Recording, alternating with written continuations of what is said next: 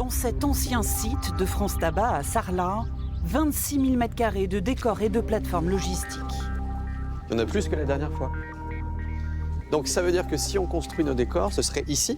Non, là c'est la construction. Alors là, on est plutôt sur la zone de stockage. On a mis, donc là, tu as vu les feuilles. Là, c'est les tables que l'équipe de Ridley Scott a créées.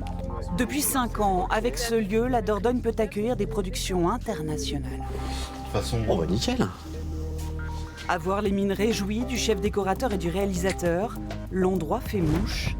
Dans cette série de science-fiction à venir, le passé industriel du lieu inspire. Mais comme tout est coupé, elle va utiliser les échelles de secours. Et c'est pour ça que je me dis que l'ascenseur qui coule. Inspire au point où toute l'équipe repense intégralement la séquence d'un épisode. Oui, à un moment donné, elle pourrait s'échapper en passant par-dessus. Il y a plein de trucs. Faut voir comment on peut l'intégrer.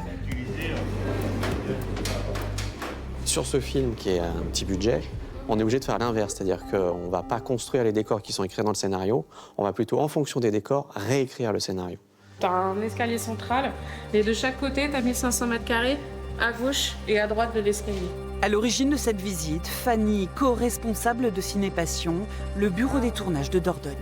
Et donc, c'est-à-dire que si nous, on tourne ici et qu'on a un atelier là, Quand on repère les espaces, on a toujours cette logique de dire est-ce que le lieu va supporter l'arrivée de ces équipes-là.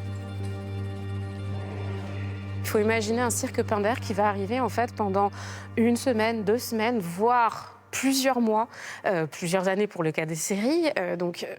Ils viennent pour travailler, ces gens-là. Donc il faut aussi avoir un peu de confort, il faut aussi avoir des équipements qui soient adaptés à nos usages modernes, avec du Wi-Fi, avec de la fibre, avec des espaces où on peut venir garer des camions.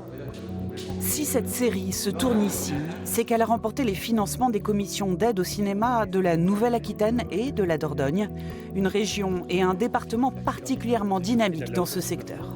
et après, on n'a plus qu'à installer quelques barres là-haut de Gladou pour avoir des accroches lumière et tout, un petit grille. Ouais. Ou un trilight. Ouais.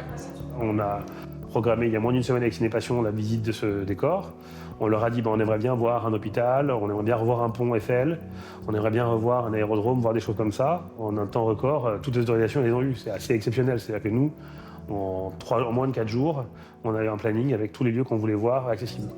Et ainsi, la Dordogne se fait connaître du monde entier. Le département comptabilisait 200 jours de tournage l'année dernière.